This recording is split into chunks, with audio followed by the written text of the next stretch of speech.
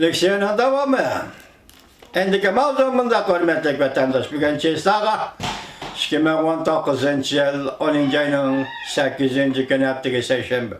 Mavzumunda Amerika Cumhurbaşkanı'nın 28 yürüyüşlük emeli gavdi şirketlerine kor tizimlidir. Bu şirketler Şincanlı Müslümanlara bastırışka çetilgan şirketlerdir. Mavzulu haber 10. ayının 8.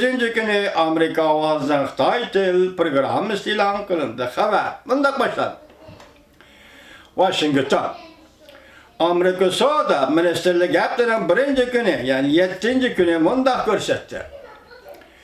Cumhurbaşkanı'nın 28 yürüyüşlük cemaat xavfsizlik organları şirketlerini savdo qara tizimligiga tizimladi. Bunun içinde Haykan Vichy qatarlıq nazaret qılğıcı üsküneler işlep çıkarılan şirketler var. Bu şirketler Şincan'da Uygur Müslümanlar ve başka Müslümanlarını bastırışka çetilgan şirketler. Amerika Savdo Ministerliği heptinin Amerika Savdo Ministerliği'nin hücceti de mındak görüstüldü.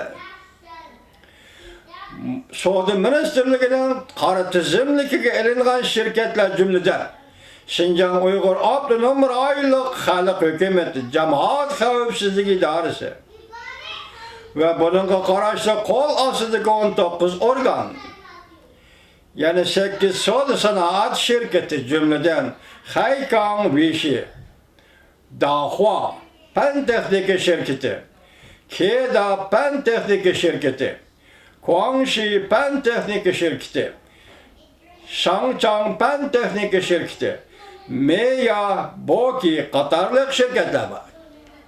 Ücretiminde görüstüldü. Bu digerlik, bu şirketler Cumhurda Uygurlarga, Kazaklarga ve başka sallık milletlerine bastırış katnaşkan. Zor külemde kol geliş, nazaret kılış, yukarı pen texnikilik esvaplar bilen nazaret kılış, ceryanında kişilik hukukunu depsende kılgan. Savdo Ministerliği'nin Ministeri Bill Burrows bayanatı da bunda görsetti. Amerika hükümeti ve Savdo Ministerliği Cumhur devlet içinde az sallık milletlerine rahmetsizlik bilen bastırışka herkes yol koymayı.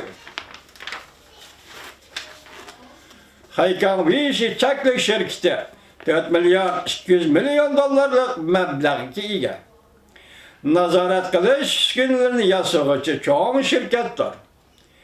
Reuters mındak görsetti. Haykan'ın 7 milyar dolarlık savdo ticaret sommusunun 30%'i taşkere çet devletlerden gelidir.